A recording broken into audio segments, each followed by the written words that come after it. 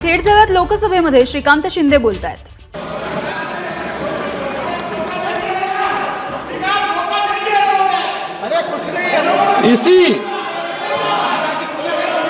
इसी संविधान ने आज हम यहाँ पर संविधान पर चर्चा कर रहे हैं।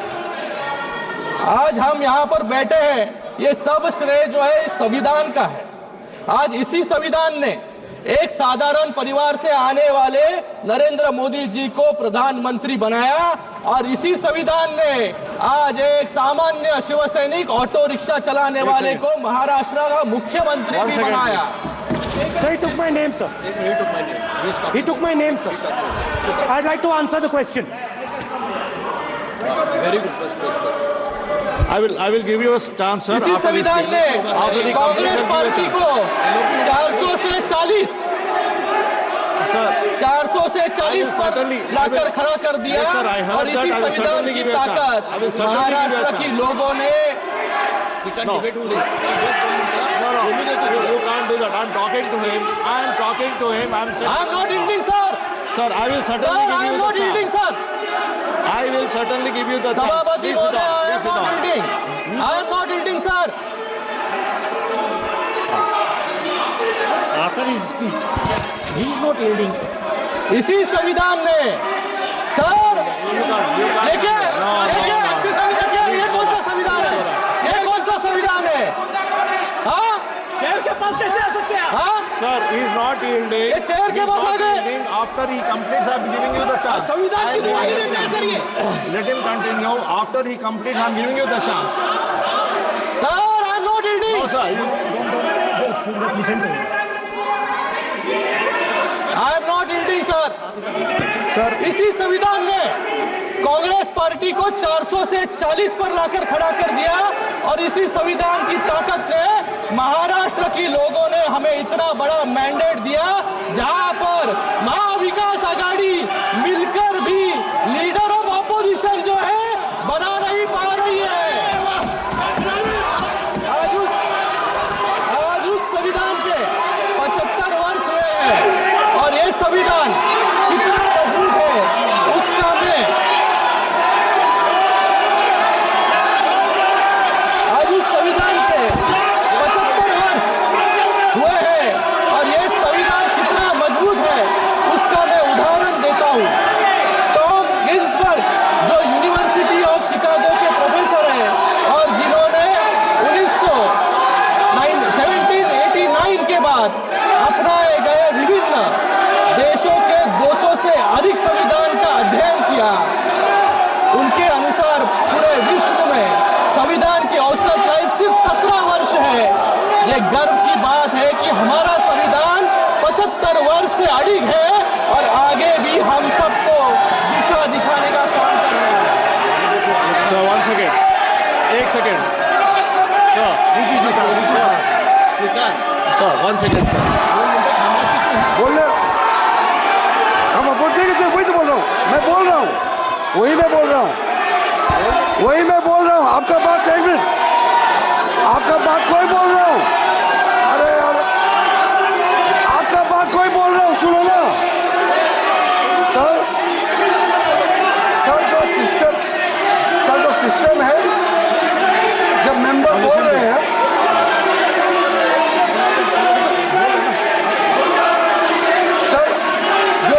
कहता है कि जो मेंबर बोल रहे हैं किसी मेंबर का नाम लेते हैं तो उसका रिस्पॉन्ड करने का राइट रहता है, लेकिन जो बोल रहे हैं वो यील्ड करना पड़ेगा।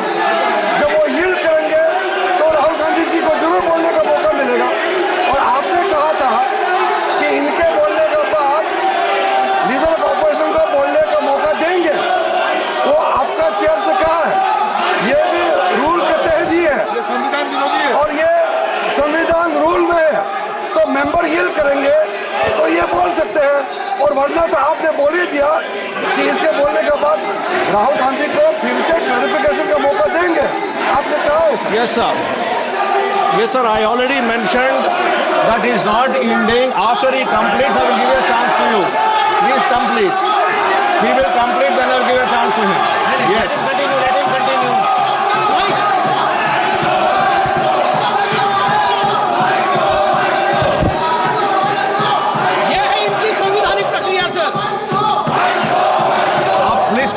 कीजिएगा, उनके बाद में उनको चांस देगा, उनको कंप्लीट करने दीजिए।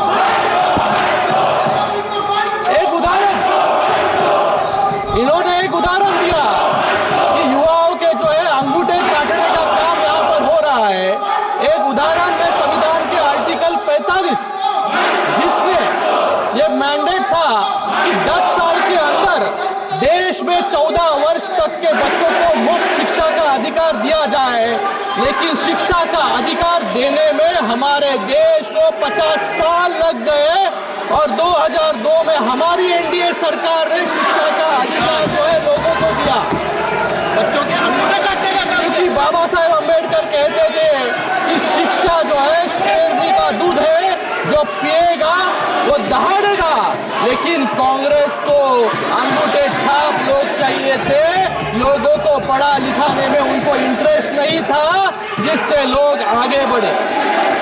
आज हम गर्व करते हैं कि एक मजबूत लोकतंत्र जिसका एक कारण है हमारा संविधान। संविधान ने कैसे भारत को सुरक्षित रखा, उसके लिए आप सिर्फ अपने पड़ोसी देशों को देखिए। श्रीलंका ने अपना संविधान 3 बार बदला, पाकिस्तान ने 6 बार, नेपाल ने 5 बार और बांग्लादेश ने जो हाल हो रहे हैं ये संविधान को कमजोर करने के एग्जाम्पल्स हैं। जब हम संविधान की बात करते हैं तो उसकी चर्चा महात्मा गांधी जी और डॉक्टर बाबा साहेब अम्बेडकर के बिना नहीं हो सकती।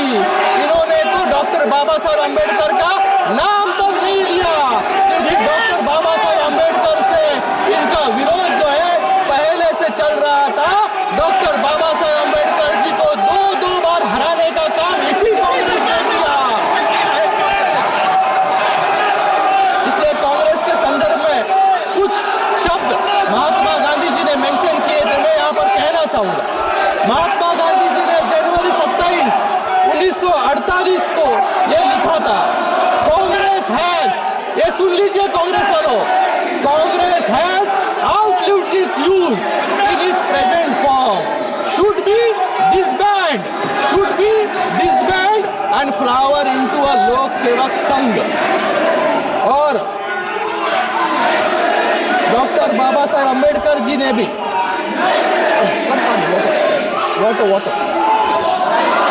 1948 में एक पत्र लिखा था जिसमें ये कहा था कि Congress which is a combination of all bad and self-seeking elements in the society who agreed on no social or moral principles governing the life of the society, such a body is unfit to govern a country।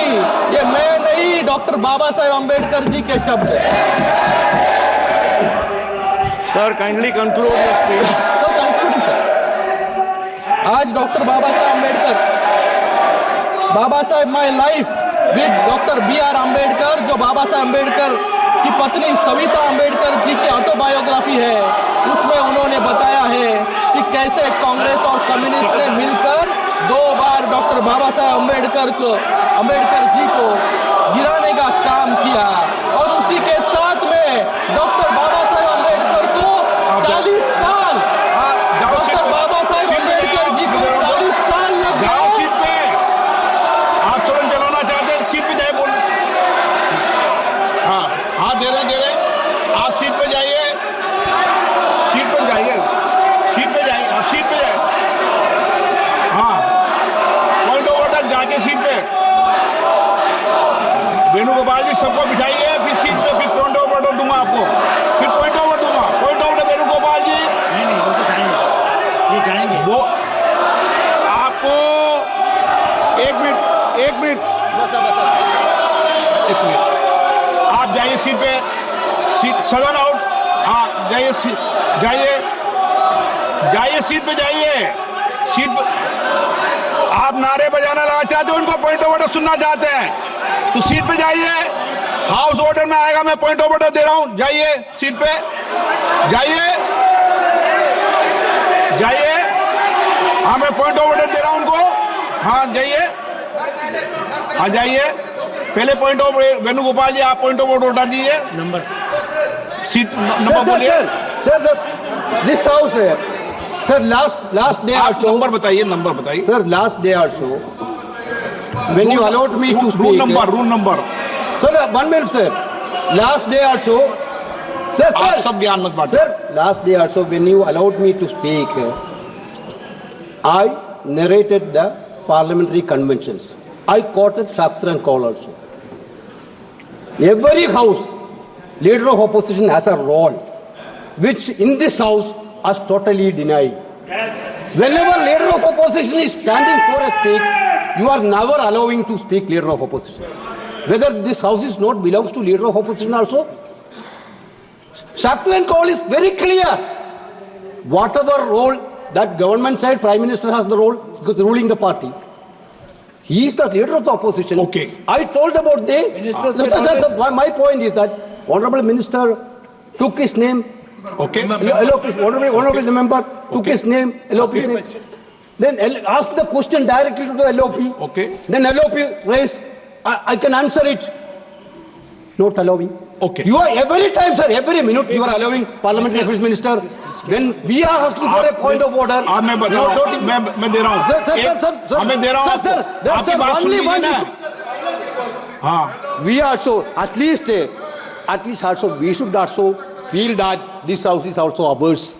But unfortunately, that feeling here it is not happening. That this house, the entire, why we are discussing about the constitution, the primary principle of the constitution, this house should be at least to be everyone. The practice which we are witnessing here is that this house is only for government, BJP, which is not at all ready, sir. Therefore, this is quite unfortunate, sir. You are the custodian of the house. Okay. Please. एक minute बोल रहा हूँ, आपको मौका दे रहा हूँ मेरी बात. माननीय सदस्यगण, मैंने पहले भी आपसे आग्रह किया है. नहीं, मैं सबको कह रहा हूं. और जो अभी वेणुगोपाल जी बोल रहा उनको बोल रहा हूं, सुनिए पूरी एक बात. ऐसे नहीं चलेगा सदन नियम प्रक्रियाओं से चलेगा. जिस समय आप बोलने की बात कर रहे हैं, माननीय विदेश मंत्री जी ने अपना वक्तव्य रखा और नियम प्रक्रिया के अंदर यह है, लोकसभा की नियम प्रक्रिया अलग है, राज्यसभा की नियम प्रक्रिया अलग है. राज्यसभा के नियमों प्रक्रियाओं में सप्लीमेंट्री या पूछने का नियम प्रक्रिया है, लोकसभा में नहीं है. और आज तक कभी भी जब कभी स्टेटमेंट मंत्री का दिया हो तो कभी भी मैंने 5 साल भी किसी को भी बोलने का मौका नहीं दिया. ये विषय आप पहले जो मुझे बता, 1 मिनट बताइए, वो नियम प्रक्रिया. अब आपने कहा कि इस विषय पर मेरा आग्रह है, ऐसे नियम प्रक्रियाओं के अंदर ये रहता है कि पूरा भाषण समाप्त होने के बाद हम लीडर ऑफ अपोजिशन या लीडर या संसदीय मंत्री को पॉइंट ऑफ ऑर्डर भी बीच में बाद में बोलने का मौका देते हैं. ये 1 मिनट नहीं, मैंने कभी नहीं दिया, बीच में नहीं दिया. इसीलिए, लेकिन आप आग्रह कर रहे हैं तो मानो प्रतिपक्ष के नेता बोलना चाहते हैं तो अपनी बात कह दें. सर, उन्होंने मुझसे पूछा, कुछ नियम अध्यक्ष के भी होते हैं. मेंबर ने पूछा कि इंदिरा गांधी जी की सावरकर पे क्या व्यू थी. मैंने ये सवाल एक बार इंदिरा गांधी जी से पूछा था.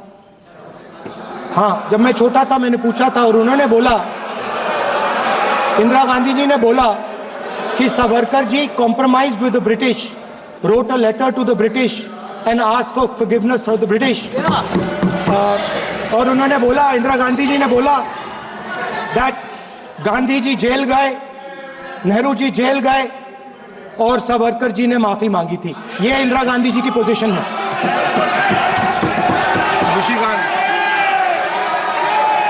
एकनाथ शिंदे जी वो बोलेंगे, महाराष्ट्र के ज्यादा सावरकर जी को जानते हैं. कोई आपको पता चलेगा कि आप बोले, बताएं आप. मैंने सिर्फ इंदिरा जी ने जो लेटर सेक्रेटरी को, पंडित बाखले सेक्रेटरी जो सावरकर राष्ट्रीय स्मारक के सेक्रेटरी है उनको जो लेटर लिखा था वो लेटर को कोट करने का काम जो है मैंने किया है। वहां पर कुछ भी सवाल उनको मैंने पूछा नहीं, ये बताने का काम उनको मैंने किया था। और जो आप अच्छी डिबेट करो संविधान पर, क्या है?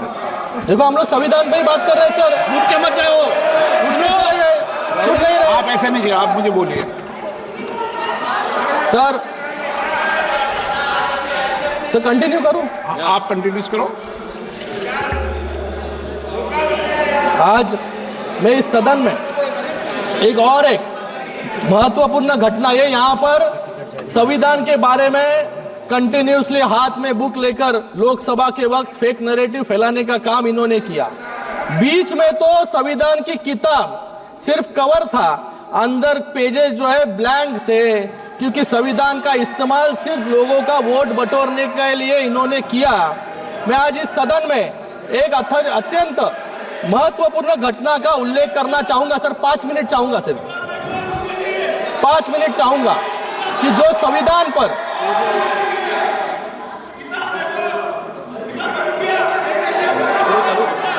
ये यहाँ पर संविधान के बारे में लोकसभा से डिबेट कर रहे, संविधान खतरे में है, संविधान खतरे में है। लेकिन संविधान किसके राज में खतरे में था, ये मैं बताना यहां पर चाहूंगा। एक घटना का उल्लेख करना चाहूंगा जो हमारे संविधान और न्यायपालिका के इतिहास पर गहरी छाप छोड़ता है।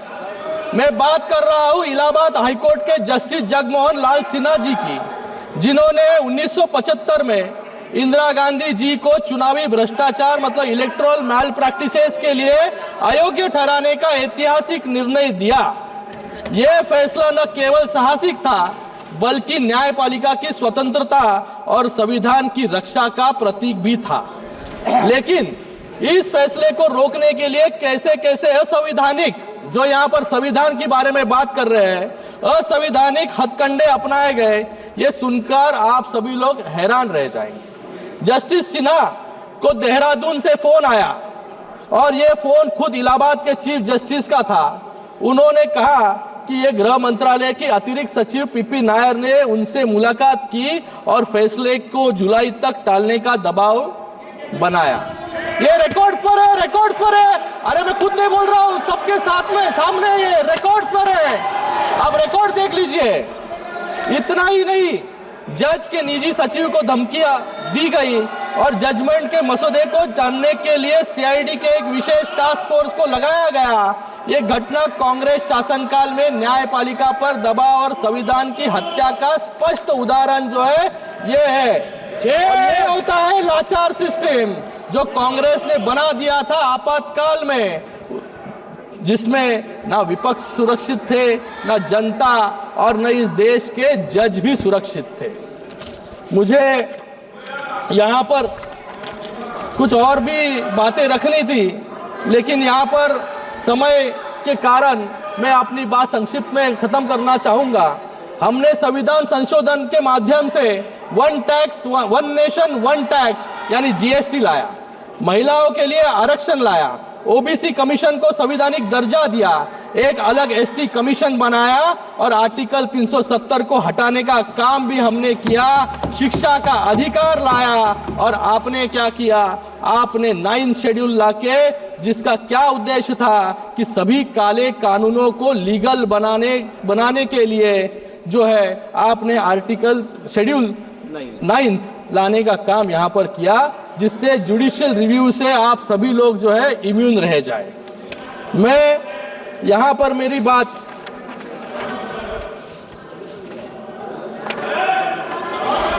यहाँ पर इन्होंने धारावी की बात की सर। मैं मुंबई से आता हूँ, धारावी के लिए बात करूंगा। महोदय, आर्टिकल 21 जो भारत के नागरिकों को राइट टू लाइफ देता है, और लाइफ का मतलब सिर्फ जिंदा रहना नहीं, इसमें एक अच्छा और सम्मानजनक जीवन देना भी शामिल है, जिसके लिए हमने धारावी का पुनर्विकास करने की योजना शुरू की। पिछले 50 सालों में जो लोग झुग्गी झोपड़ियों में रहते थे, उन्हें धारावी में अपने अधिकार के नए और पक्के मकान मिलने वाले हैं। एबीपी माझा, उघडा डोळे बघा नीट।